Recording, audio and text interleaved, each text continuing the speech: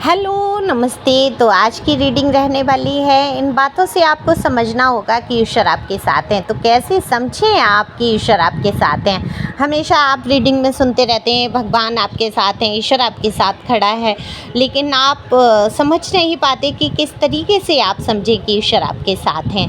तो यही सब देखेंगे टैरो कार्ड के माध्यम से, और डिवाइन गाइडेंस क्या रहेगी, ईश्वर क्या कहना चाहते हैं, ये भी हम देखेंगे। तो आज की रीडिंग जो है ये बिल्कुल जनरल है, आज की ही नहीं, रीडिंग सारी जनरल होती हैं जो कि किसी की पर्सनल नहीं है। आपसे रेजोनेट हो भी सकती हैं, नहीं, जितना आपसे रेजोनेट होती हैं वो बिल्कुल आपके लिए होती हैं। पहली बार आए हैं, जल्दी से सब्सक्राइब करके अपने एनर्जी को सेंड करिए, क्योंकि एनर्जी को पिक करके ही ये रीडिंग की जाती है। पर्सनल रीडिंग के लिए दिए हुए नंबर पर संपर्क कर सकते हैं। अगर बहुत सारे आपके प्रश्न हैं, जवाब नहीं कहीं मिल पा रहे हैं, तो आप टैरो के माध्यम से उन जवाबों को पा सकते हैं और पर्सनल रीडिंग करा सकते हैं। पर्सनल रीडिंग फ्री नहीं है, फीस भी कुछ ज़्यादा नहीं है। तो कार्ड मैंने शफल कर लिए हैं और देखेंगे कि इन बातों से समझ में आता है कि ईश्वर आपके साथ हैं। ये एक चर्चा भी कह लीजिए, और ये कार्ड के माध्यम से भी की जाएगी। तो अगर मैं कार्ड आपके लिए अगर देखूं, तो जीवन की तमाम उठापटक से आप गुजर रहे हैं, तमाम चीज़ों से गुजर रहे हैं, बहुत सारी परेशानियां, बहुत सारी चीज़ें आपके जीवन में आ रही हैं। तो ये सबसे ही पहला बड़ा संकेत होता है कि ईश्वर आपके साथ हैं। आप जो भी काम करना चाहते हैं वही खराब हो जाता है, जिसमें भी आप आगे बढ़ना चाहते हैं वहीं आपको फेलियर नज़र आते हैं। वो चाहे आपकी लव लाइफ हो, चाहे आपकी घर गृहस्थी का कोई काम हो, कोई जॉब हो, पैसे रुपए की बात हो, हर जगह आपको परेशानियों का सामना करना पड़ रहा है। तो आप बिल्कुल समझ जाइए कि ईश्वर आपके साथ हैं। अब आप ये क्या कहेंगे कि अगर परेशानी इतनी है तो मैं कैसे समझूं कि ईश्वर मेरे साथ हैं। बिल्कुल आपको उनकी ये कृपा पर ध्यान देना चाहिए। जब बेहद हद से ज़्यादा परेशानी आती है, तब आपको क्या होता है, आप ईश्वर की तरफ मुड़ने लगते हैं। तो पहला आपका जो कदम होता है वो यहीं से शुरू होता है, और ईश्वर की कृपा को मानते हुए आप चलिए कि आपके जीवन में इतनी परेशानियां आ रही हैं। उसके बाद अगर देखा जाए, कार्ड में निकालूं तो ये देखा जा रहा है कि आप जिसको भी ज़्यादा प्यार करते हैं, जिससे भी आप लगाव करते हैं, जोड़ते हैं, वो इंसान आपसे कहीं ना कहीं दूर चला जाता है, या आपके साथ बेवफाइयाँ, गद्दारी, आपकी पीठ में छुरा भौंकी ही देता है। तो ये बातें जो आपके जीवन में घटित हो रही हैं, ये सारे संकेत हैं कि ईश्वर आपके साथ हैं।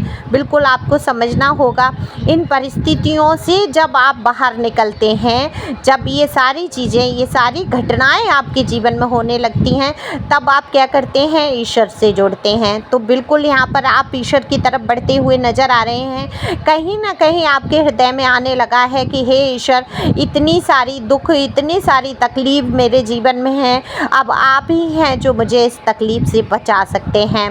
तो बिल्कुल ईश्वर आपको थाम लेते हैं, बिल्कुल आपके मन से बहुत सारी चीज़ों को निकाल देते हैं, और आप अपने अंदर बदलाव भी महसूस करते हैं। तो आप कुछ दिनों से बदलाव महसूस अगर कर रहे हैं, आपके नेचर में परिवर्तन आया है, और आप धीरे धीरे जिस जगह पे आप बहुत परेशान होते थे, लोगों की गलतियां ढूंढते थे कि ये लोग मेरे साथ ऐसा करते हैं, इन लोगों ने मेरे साथ ऐसा किया है, और वहीं पे आप अपना आत्म अवलोकन करने लगे हैं, चिंतन करने लगे हैं, सोचने लगे हैं कि कहीं इस चीज़ में मेरी ही तो गलती नहीं है, कहीं मैं ज़्यादा नहीं सोच रहा हूँ या सोच रही हूँ। मेल फीमेल दोनों के लिए ये रीडिंग है, और आज की रीडिंग बहुत ही इम्पोर्टेंट, मैं ये कहूँगी, आपके जीवन से जुड़ी हुई सत्यता पर है। तो प्लीज़ इसको एंड तक देखें और समझें और समझने की कोशिश करें कि देखो ईश्वर हमसे कैसे जुड़ते हैं, ईश्वर कैसे हमारे नज़दीक आना चाहते हैं, हमें पूरा पवित्र कर देते हैं। ईश्वर हमारे जीवन से वो सारी चीज़ों को निकाल देते हैं जो कि एक स्वप्न है। संसार क्या है, एक सपना है। सच पूछिए, सपना ही है। जब हमारी मृत्यु हो जाती है और हमारी आत्मा निकल के देखती है, तो जैसे हम सपने से जागते हैं ना, बिल्कुल वैसा ही प्रतीत होता होगा। मैं तो मरी नहीं हूँ, तो मुझे तो पता नहीं है, कैसा एक अंदाज़ा लगा सकती हूँ कि जब शरीर से आत्मा निकलती होगी और दृष्टा अगर आत्मा है और देखती होगी, तो बिल्कुल ऐसा अनुभव होता होगा जैसे हम सो रहे हैं और अचानक से हमने कोई सपना देखा, अचानक आँख खुली और हम सोचते हैं अरे ये तो सपना था। तो ऐसा ही शायद मृत्यु के उपरांत होता होगा, जहाँ तक लिखा गया है, शास्त्रों में कहा गया है, तो बिल्कुल वो सपना जैसा प्रतीत होता होगा।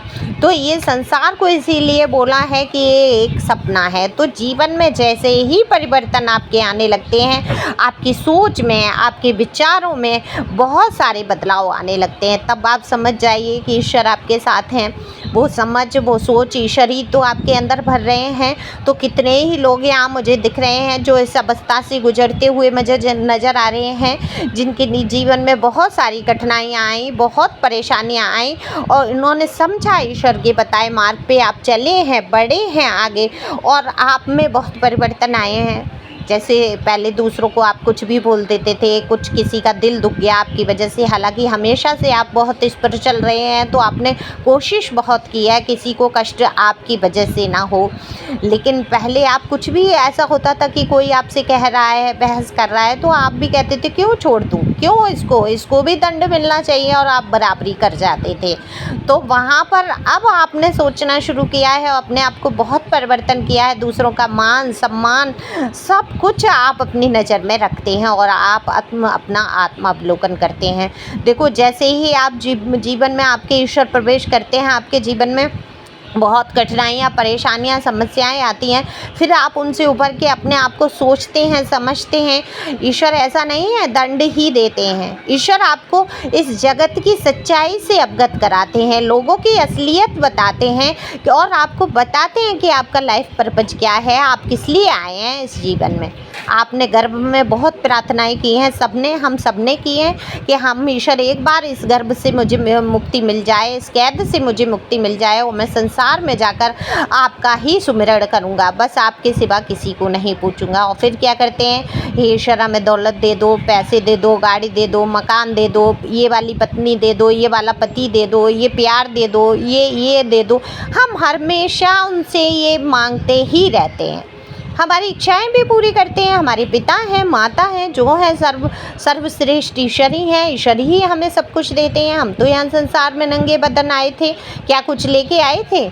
ना कुछ लेके जाना है, ये पता सबको है, लेकिन धैर्य तसल्ली किसी के अंदर नहीं। तो जैसे ही आपके अंदर धैर्य आने लगता है, आप समझ जाइए ईश्वर आपके साथ हैं। आपके मन में भजन जो चलता है, हे ईश्वर दुख में सुख में मैं हमेशा आपको याद रखूँगा, कभी आपको नहीं भूलूँगा या भूलूँगी। तो ऐसी जब आपके अंदर स्थिति परिस्थिति आ जाती हैं, तब आपको ये संसार जो है एक नाटक लगने लगता है, ये सारी बातें आपको तुच्छ समझ में आने लगती हैं। आपको लगता होगा ये हो क्यों रही हैं बातें। अगर आप बहुत नज़दीक जा रहे हैं ईश्वर के, तो आपको बिल्कुल समझ आता होगा, जब आपसे कोई उल्टा सीधा बोलता होगा, बर्ताव उल्टा सीधा करता होगा, तब वहाँ पर क्या आप सोच नहीं पा रहे हैं, तो सोचना आरंभ करिए कि ये सब है क्या, एक नाटक है, हम इस रंगमंच के जो हैं कलाकार हैं। ऐसी भावनाएं आपके अंदर आनी शुरू हो जाती हैं, आप जिज्ञासा में आ जाते हैं, बहुत सारा आप जान लेना चाहते हैं ईश्वर के बारे में कि कैसे हमें ईश्वर के दर्शन होंगे, कैसे ईश्वर हमारे नज़दीक हैं, कैसे हमारे जीवन की ये कठिनाइयाँ दूर करेंगे।